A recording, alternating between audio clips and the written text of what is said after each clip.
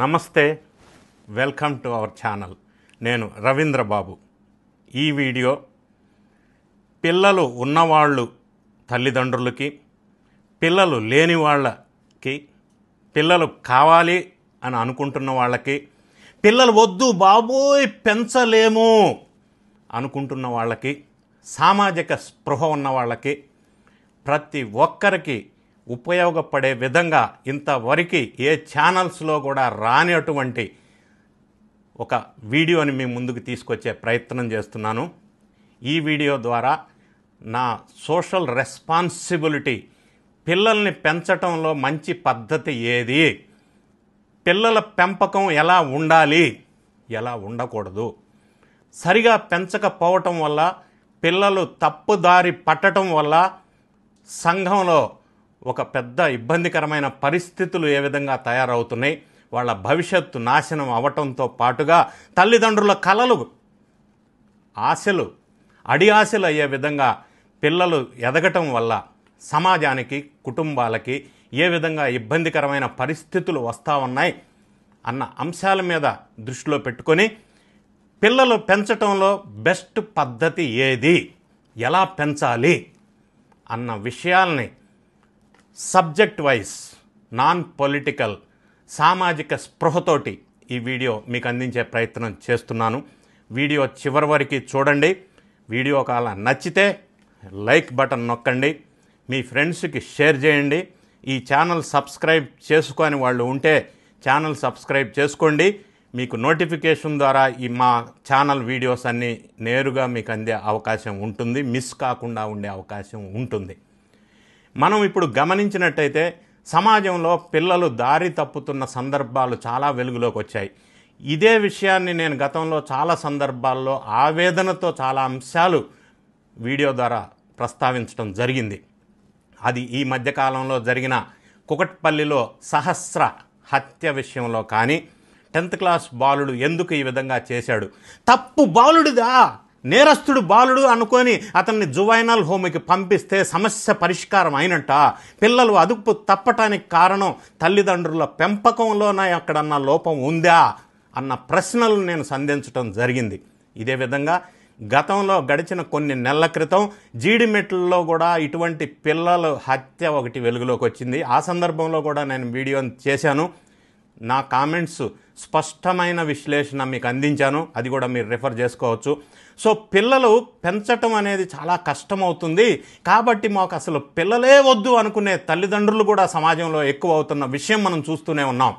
దాన్నే double income no kids DINK, ఇదొక కొత్త ఆచారం, వ్యవహారం కూడా సమాజంలో ఇప్పుడు వెలుగులోకి వస్తూ ఉంది. ఎందుకు అంటే పిల్లల్ని పెంచటం అనేది ఒక కాస్ట్లీ వ్యవహారమే కాదు.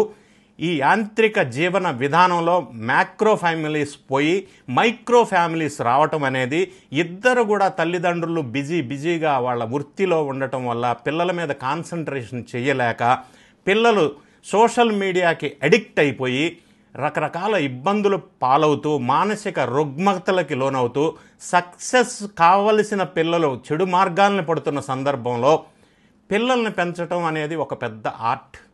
Parenting is an art. అది ఎలా ఉండాలా, ఎలా ఉంటే పిల్లలు మనం సక్సెస్ చేయగలం. మరి ఈ విధంగా మనం నేర్చుకోకపోతే పిల్లలు పెద్ద అయిన తర్వాత చిన్న ప్రెషర్స్కి, ఒత్తిళ్ళకి, ఛాలెంజెస్ జీవితంలో, ప్రొఫెషన్స్లో వచ్చినప్పుడు తట్టుకోలేక డిప్రెషన్కి లోనై ఆత్మహత్యలు చేసుకుంటున్న సంఘటనలు నా హృదయ విదారకంగా అనిపిస్తున్నటువంటి విషయాన్ని కూడా మీకు తెలియజేస్తూ వీటన్నిటినీ ఒక సబ్జెక్ట్ వైజ్ మీకు విశ్లేషణ చేద్దామని నాకు అనిపించింది. పిల్లల పెంపకం ఎలా ఉండాలి అంటే, పిల్లలు భవిష్యత్తులో పెద్దవాళ్ళు అయిన తర్వాత అన్ని ఒత్తిళ్ళని ఎదుర్కొని ఛాలెంజెస్ని ఫేస్ చేసి సక్సెస్ అవ్వాలి అంటే పిల్లల పెంపకం మీద దాన్ని ఆధారపడి ఉంటుంది. ఎక్కువ ప్యాంపరింగ్ చేయటం వల్ల వాళ్ళకి ఏది ఇబ్బంది కలగకుండా ఓవర్గా చేయటం వల్ల ఓవర్ పేరెంటింగ్ అంటారు, లేదా నెగ్లెక్టింగ్ పేరెంటింగ్ అంటారు. ఈ రెండు కూడా మంచివి కాదు. సో ఎలా ఉండాలి అనేది ఒక చిన్న ఎగ్జాంపుల్ మీకు ఇవ్వవలసి వస్తే, గతంలో, మరి ఇప్పుడు జనరేషన్కి తెలియకపోవచ్చు, గతంలో సర్కస్లని ఉండేటివి. అంటే సెలవుల్లో సర్కస్ ఎక్కడన్నా పెడితే పిల్లలు, తల్లిదండ్రులు అందరూ వెళ్ళి చూసేటోళ్ళు. ఆ సర్కస్లో జంతువుల చేత రకరకాల విన్యాసాలు చేపించి ఆ ప్రేక్షకుల్ని రక్తి కట్టించే విధంగా ఆడించేవాళ్ళు సర్కస్లో. అయితే ఒక సర్కస్లో అడవికి రాజు లయన్, అటువంటి లయన్ని, సింహాన్ని అడవిలో రాజుగా బతికి వీరోచితమైన ధైర్య సాహసాలకి మారుపేరుగా ఉన్నటువంటి సింహాన్ని సర్కస్లోకి తీసుకొచ్చి ఆడించి దాని సహజ స్వరూపాన్నే మార్చేసి ప్రేక్షకులకి ఆనందం ఇవ్వటం కోసం ఆ అడవికి రాజుగా ఉన్నదాన్ని సర్కస్లో వేరే రకంగా దాని బిహేవియర్ని మార్చి సర్కస్ వాళ్ళు మేనేజ్ చేస్తూ ఉంటారు.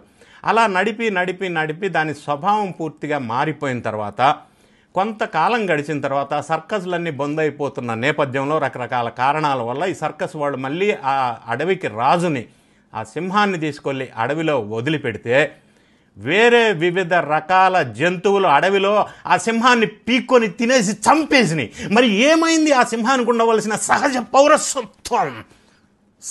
పౌరుషం ఏమైంది? ఆ ఛాలెంజెస్గా ఉండే బతికిన రాజు వేరే జంతువులు పీకి కొట్టి చంపేసే స్టేజీకి ఆ సింహం ఎందుకు వచ్చిందంటే, సర్కస్లో దాని పెంపకం జరిగిన విధానం వల్ల దాని సహజమైన గుణాలని కోల్పోయే పరిస్థితికి ఆ సింహం వచ్చింది. సో ఈ కథలో మనకు అర్థమయ్యే నీతి ఏంటంటే, సహజంగా గుణాలు పిల్లలకు కూడా ఆ ఛాలెంజెస్ని ఎదుర్కొనే గుణాలు మనం నేర్పించకపోతే పిల్లలు కూడా భవిష్యత్తులో ఛాలెంజెస్ని తట్టుకొని నిలబడి పోరాడతత్వాన్ని కోల్పోవటం వల్ల నిరాశ నిస్పృహలకు లోనై డిప్రెషన్కి వెళ్తున్నారు అనేది నా ఆవేదన. మరి పిల్లల్ని పెంచడంలో డచ్ పేరెంటింగ్ అంటారు. నెదర్లాండ్ కంట్రీలో డచ్లో పిల్లల పెంపకంలో the best in the world. Yes, మీరు విన్నది కరెక్టే. పిల్లల పెంపకంలో నెదర్లాండ్స్లో ఉన్నటువంటి డచ్ పేరెంటింగ్ అనేది the best parenting in the world. ఎందుకు? ఆ విధమైన పద్ధతులు అవలంబించటం వల్ల మనం కూడా మన పిల్లల్ని ఒక పద్ధతిలో వాళ్ళని పెంచే విధానం కనుక అవలంబించుకుంటే పిల్లలు భావి భారత రథ చక్రాలు, వాళ్ళని ఫ్యూచర్ భారతదేశానికి ఉపయోగపడే విధంగా, వాళ్ళ భవిష్యత్తు సక్రమంగా ఉండే విధంగా, సక్సెస్ అయ్యే విధంగా పిల్లల్ని పెంచడానికి ఆ పద్ధతి అవలంబిస్తే బాగుంటుంది. ఏంటి ఆ Dutch parenting? Why it is called the best parenting in the world అనేది మనం ఒక్కసారి పరిశీలించినట్టయితే, వాళ్ళ డచ్లో ఉన్నటువంటి పెంపక విధానం మనం ఒకసారి పరిశీలించే ప్రయత్నం చేద్దాం. ఈ మధ్యకాలంలో మన ఈ అర్థమయ్యే భాషలో చెప్పాలంటే బొమ్మరిల్లు ఒక సినిమా వచ్చింది.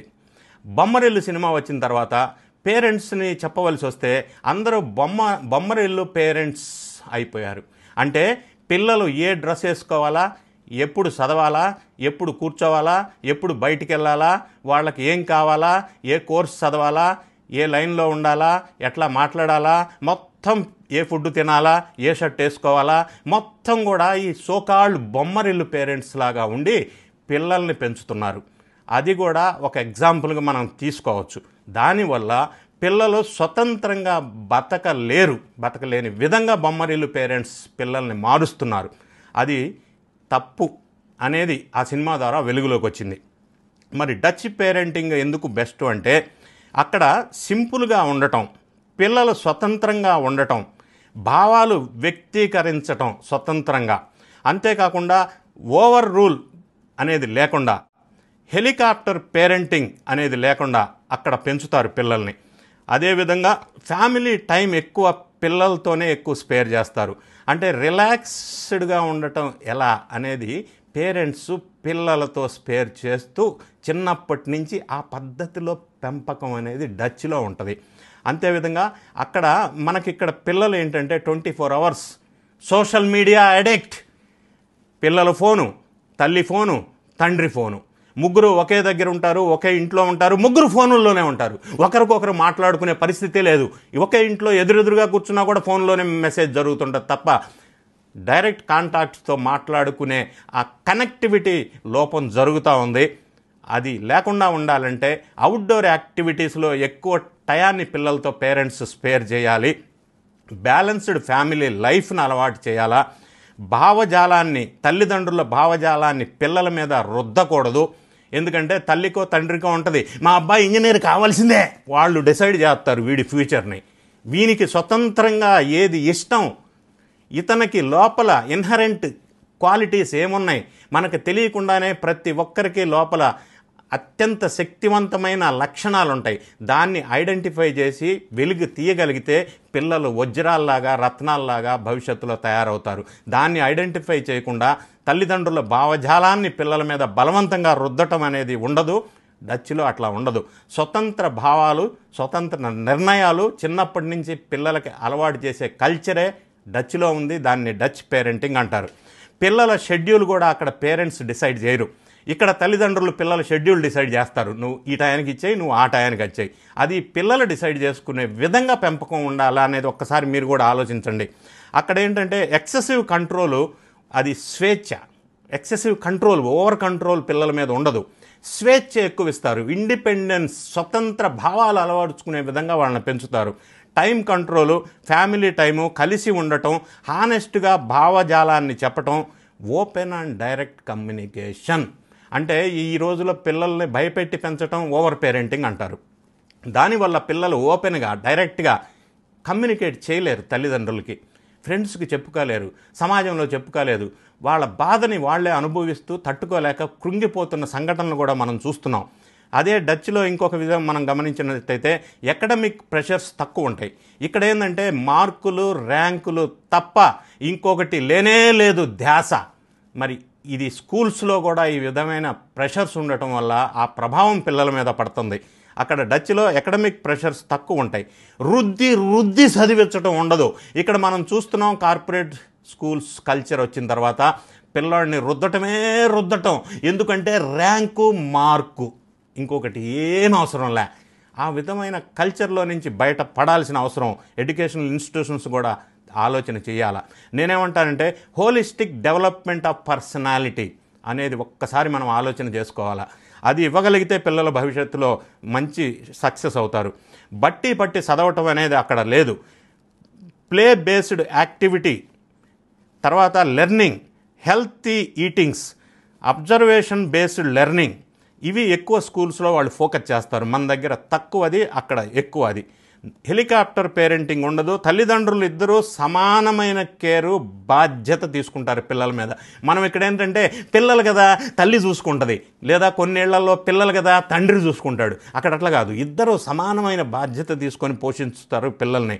అవుట్డోర్ యాక్టివిటీస్ ఉంటాయి. అంటే ఫర్ ఎగ్జాంపుల్ సైక్లింగ్. అక్కడ ఎక్కువ ఓపెన్ ప్లేస్లో అందరూ కలిసి సైక్లింగ్ చేయటం వల్ల ఎన్విరాన్మెంటల్ ఫ్రెండ్లీగా ఉండటమే కాకుండా ఉత్సాహంగా, ఉల్లాసంగా బ్రతకటం, హ్యాపీనెస్గా, సింపుల్గా బ్రతకటం అనేది డచ్నెస్. ఆ డచ్ కల్చర్లో, డచ్ పేరెంటింగ్లో ఈ డచ్నెస్ ఉండటం వల్ల పిల్లలు స్వతంత్రంగా బ్రతకటం అనేది అలవాటు చేస్తారు అక్కడ మొదల నుంచి కూడా. అంతేకాకుండా స్కూల్లో కూడా రోల్ మోడల్గా పిల్లల్ని తీర్చిదిద్దే ప్రయత్నం చేస్తారు. అంటే మోరల్, ఎథికల్, సోషల్ ఎలా ఉండాలి, ఎలా ఉండకూడదు అనే సబ్జెక్ట్స్ను కూడా బోధించటం వల్ల పిల్లల్లో overall development of the personality. ఇప్పుడు మనం సక్సెస్ కావాలంటే సూపర్ ఇంటలెక్చువల్ నాలెడ్జ్ అవసరం లే. మనలో ఉన్న శక్తిని గమనించి దాన్ని సానబట్టినట్టయితే ఎవరైనా సక్సెస్ అవుతారు. ఆ శక్తిని గమనించటంలో బాధ్యత పేరెంట్స్ తీసుకోవాలా, తర్వాత టీచర్స్ కూడా దాన్ని ధ్యాస పెట్టవలసిన అవసరం ఉంటుంది. పిల్లల్లో ఇండిపెండెంట్ ఎంటిటీ అనేది ఒకటి మనం ఫోకస్ పెట్టాలి. డచ్ పేరెంటింగ్ అనేది లైఫ్లో ఒక గొప్ప అద్భుతమైన పేరెంటింగ్గా మనకి ప్రపంచంలో కొనియాడబడుతుంది.